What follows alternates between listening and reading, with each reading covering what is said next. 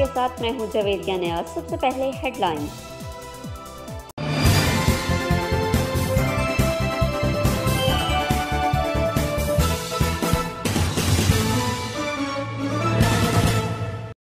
बैसाखी का महीना शुरू होते ही पंजाब भर की तरह बड़ा गवा गिरदोनवा में गंदम की कटाई का अमल शुरू है।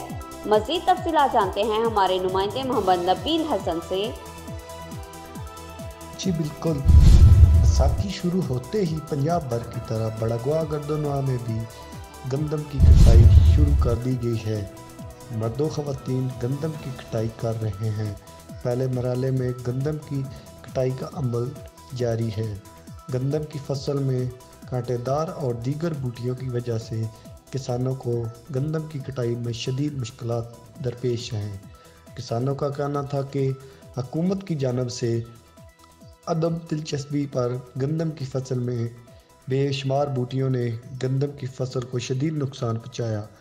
कोरोना वायरस से बचाव के लिए किसानों में एहतियाती तदाबीर की कोई आगाही नहीं दी गई। कुछ इलाकों में यालाबारी से गंदम की फसल को काफ़ी नुकसान हुआ। पाबंदी की वजह से इस बार बैसाखी के मेले भी ना हो सके। कैमरामैन सोहेल अकबर के साथ मोहम्मद नबील हसन, सिटी 5 न्यूज़, बड़गवा। खबरों से बाखबर रहने के लिए हमारे पेज को लाइक करना ना भूलें। जवेरिया नियाज को दीजिए इजाज़त। अल्लाह निगहबान।